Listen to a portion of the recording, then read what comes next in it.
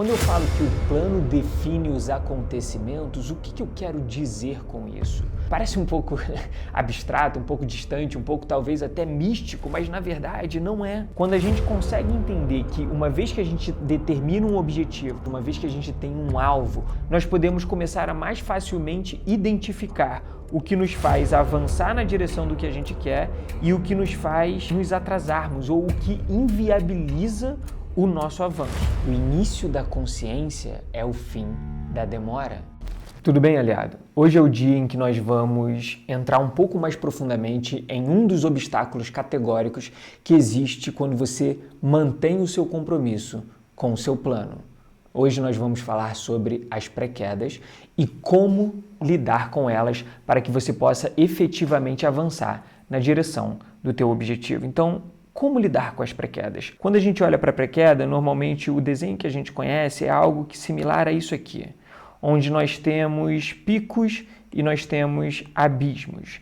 E o que eu quero que você de fato entenda sobre a pré-queda é que, primeiro, você não deve evitá-la, ela não é ruim, e você tem que entender por que ela aconteceu. Então, a pré-queda ela acontece antes de você romper um certo teto.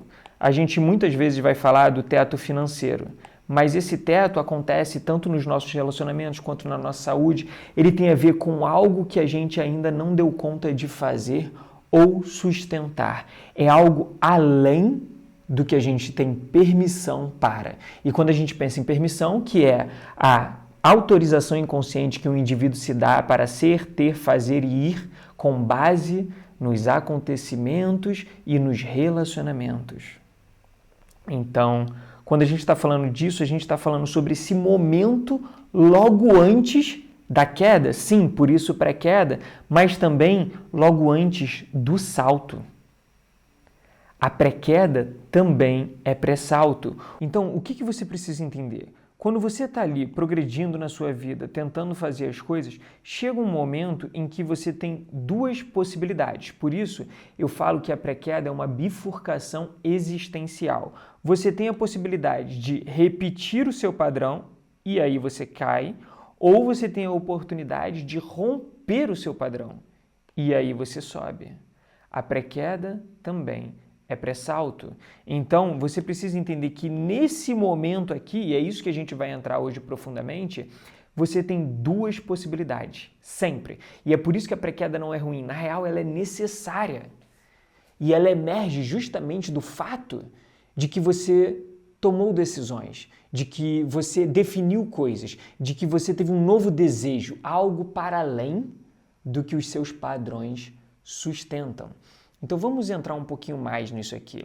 Quando eu falo que o plano define os acontecimentos, o que eu quero dizer com isso?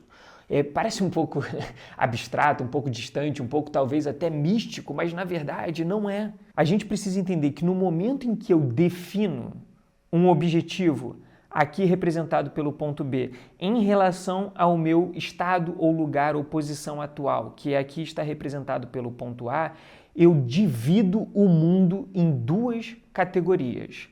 Uma nós vamos chamar de atalhos, outra nós vamos chamar de atrapalhos.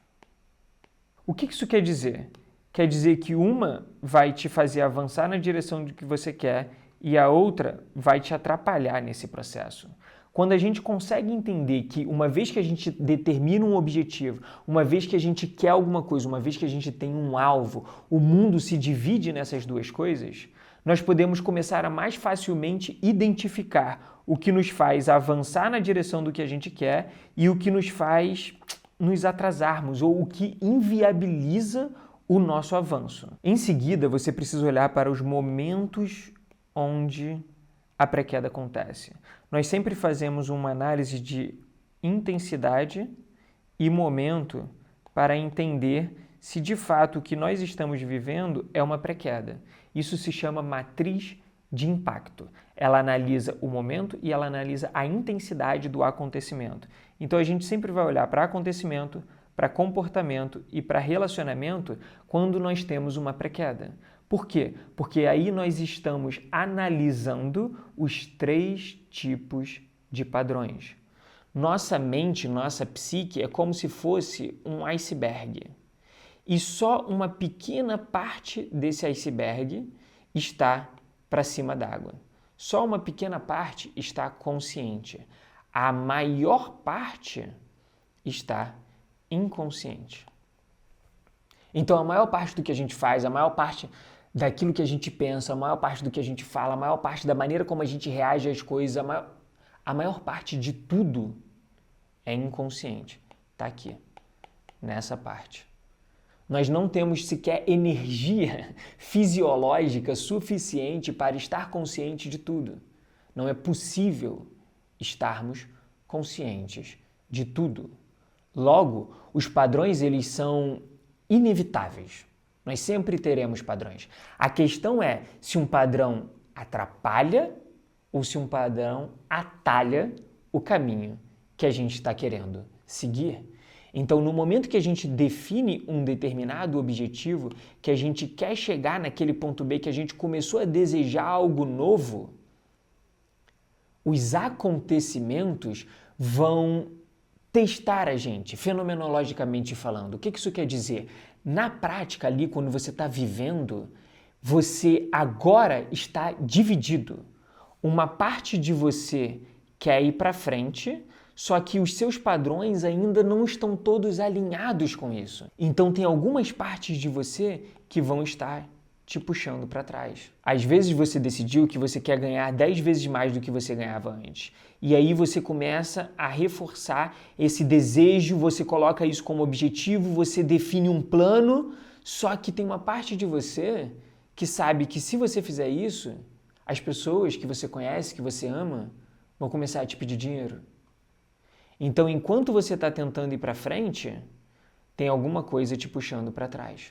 Esses são os fios que nos prendem.